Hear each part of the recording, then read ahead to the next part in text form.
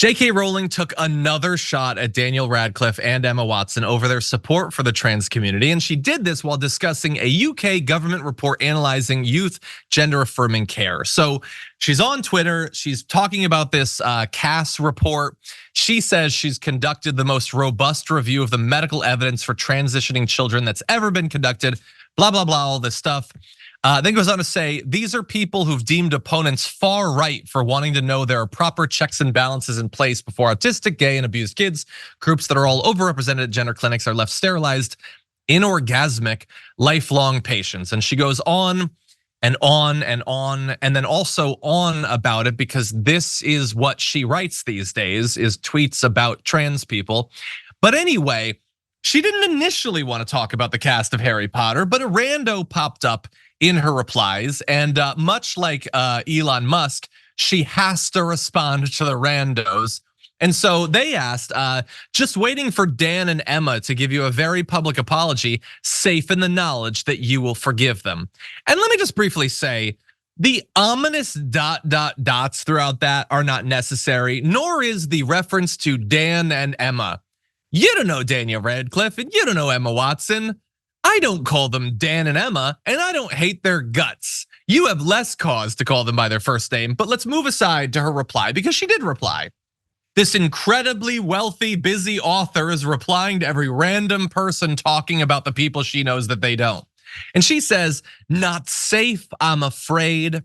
Celebs who cozied up to a movement intent on eroding women's hard-won rights and who use their platforms to cheer on the transitioning of minors can save their apologies for traumatized detransitioners and vulnerable women reliant on single-sex spaces.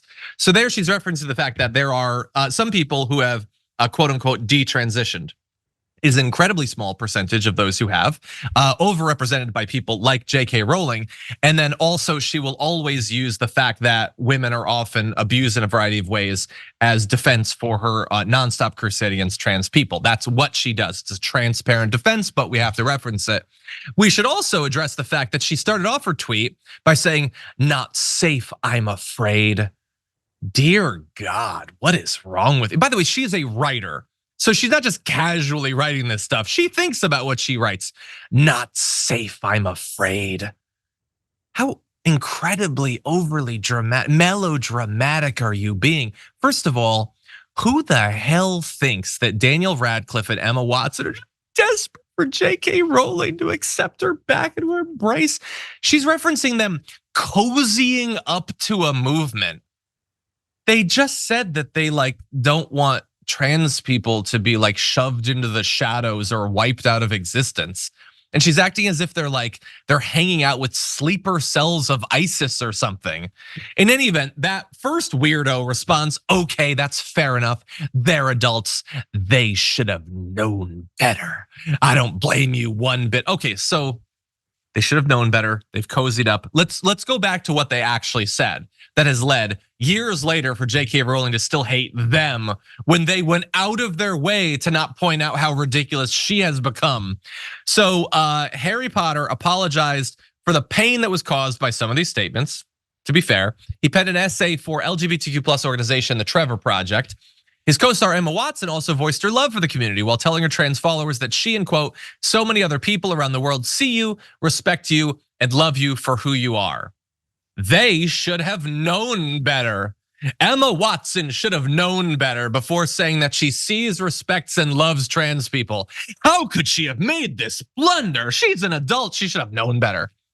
And by the way, and I just want to add this because I know most people who talk about this topic or write about this topic will not, but they are not the only stars of Harry Potter. They are not the only stars of Harry Potter to speak out in support of the trans community. Does Ron not deserve some respect, some acknowledgement?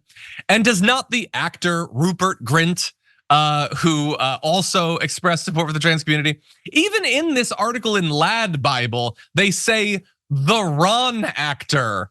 He has a name, it's Rupert Grint. Anyway, he said in 2020, I firmly stand with the trans community and echo the sentiments expressed by many of my peers. Trans women are women, trans men are men. No word yet on whether he should have known better because the rando didn't think he merited discussion. But They have all been very clear in supporting the existence, the lives, the dignity of trans people. And I don't think they're gonna be begging for forgiveness from JK Rowling. And by the way, like the issue with JK Rowling, at least for me, I'm not a trans person, I don't claim to speak for trans people, isn't just that she has these horrible positions, but it's that it became all that she is as a person.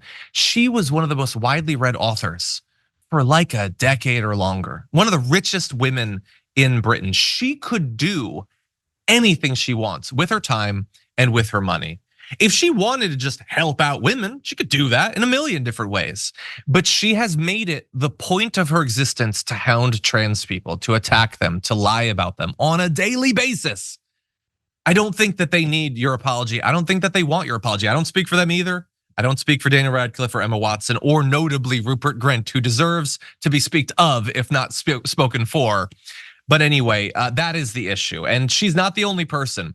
There is something about trans people existing that for many people, they will simply never get past. And I hope that it's just a generational thing.